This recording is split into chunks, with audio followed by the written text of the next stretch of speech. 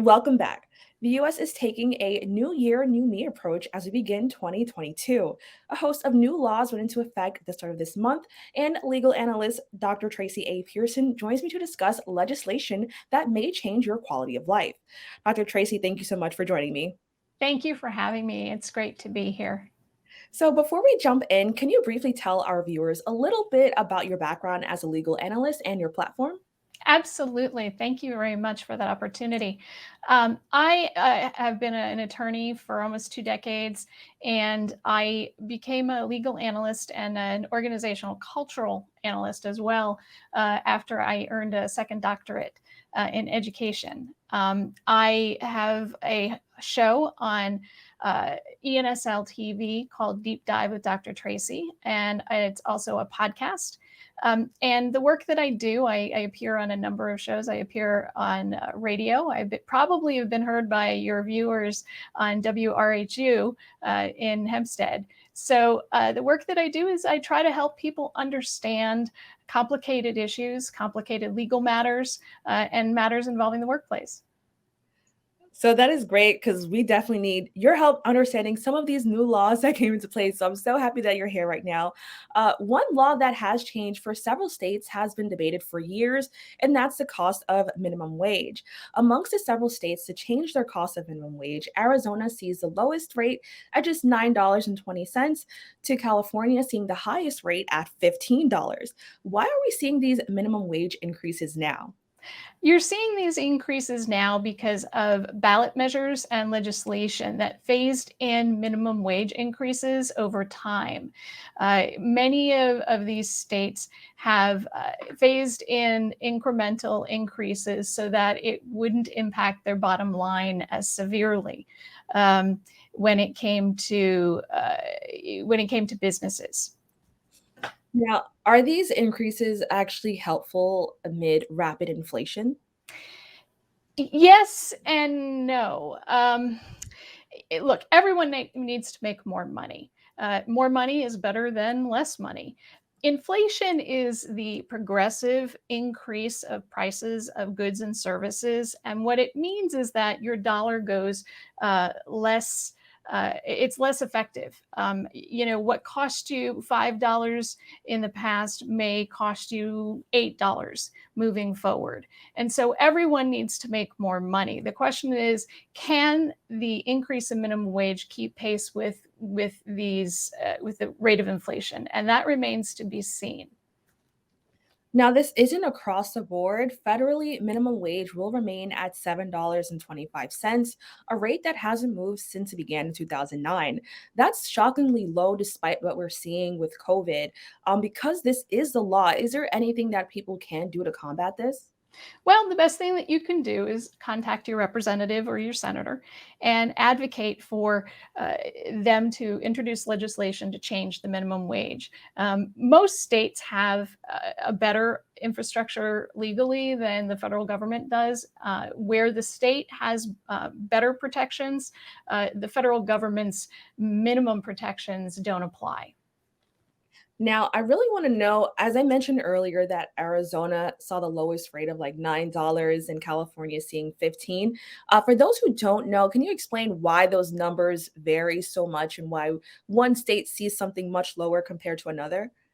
Sure. It is due to the way that these laws are enacted.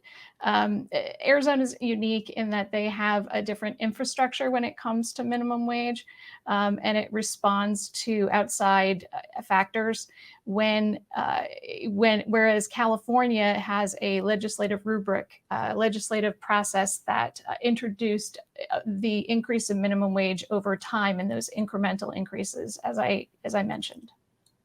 Now, it's important to view these laws because I believe that many companies hope that the average person doesn't know them. If you find out that your employer is paying you less than minimum wage, what should you do?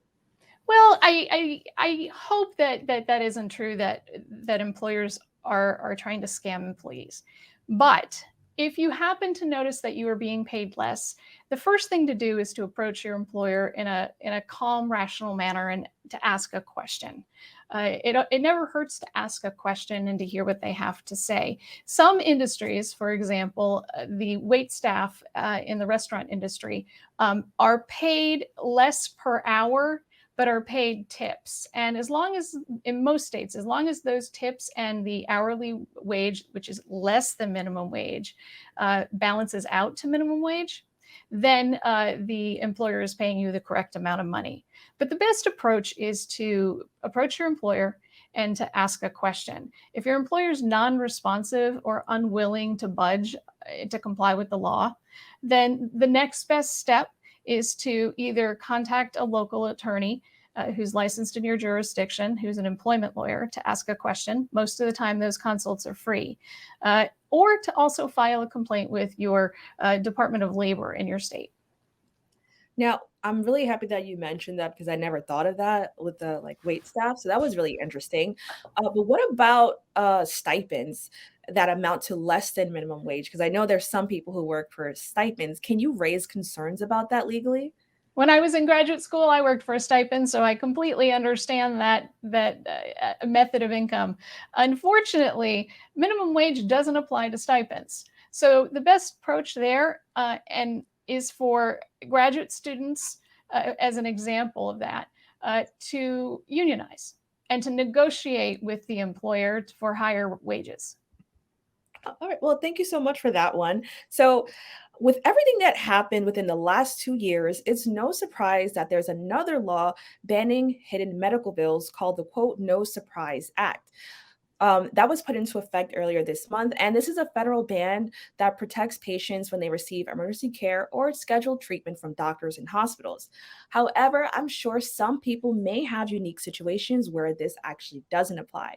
How should someone go about finding out if they're covered by the law? Sure. Well, first of all, I can tell you right now that if you are having, if you have private health insurance or health insurance through your employer, you're covered. Medicare and TRICARE folks were always covered by this policy. We'll call it a policy in terms of Medicare and TRICARE. And if you have vision, voluntary dental, or it was something called a health reimbursement account, which is a unique vehicle where you're reimbursed by your employer for your medical expenses. In those cases, it doesn't apply. But the best thing to do is to Google. You can actually Google No Surprise Act and it comes up right away. It's one of the first things that you see there, and you can read a little bit more about it. Um, the interesting piece about it is that it really does protect folks from getting these huge bills. Uh, when you go to a hospital on an emergency basis, you don't get to choose who your providers are, and they very well may be out of network. And that means higher prices for you. And so, what providers were doing was that they were doing something called balance billing, which is that they were charging the patient the difference between what the insurance company paid for the out of network cost and the amount that the provider was charging, which can be astronomical in some cases. Well, CNN reports even with the new law, consumers may still get big bills that they weren't expecting, especially in the earlier months of the year. How will that work? And if you find out that you've been hit with surprise bills, what can you do about it? Well, the first thing that I would recommend folks do is that they contact the provider. If it's a hospital, contact the hospital billing department. It may have slipped through the cracks. It may have been something that wasn't caught when it went out because the bills were prepared, prior to a certain date when software changes over. We all have those experiences. So give them the benefit of the doubt. If that's not the case, or if they insist that the cost that they've billed you is correct, your next step is to contact your Health and Human Services Department, most likely, and to let them know about the situation. If the most Health and Human Services departments in states where they already have this type of law will help you out, because they'll do it under their own law. If not, then they'll refer you to the Federal Health and Human Services Department. Now, across the country, more laws are expected to go into effect, and some of these will drastically change the outcome of situations for many people. How do you encourage people to stay up to date with these changes? And can you just speak on the importance of knowing your state law specifically? It is really critical for folks to understand what the laws are in their state.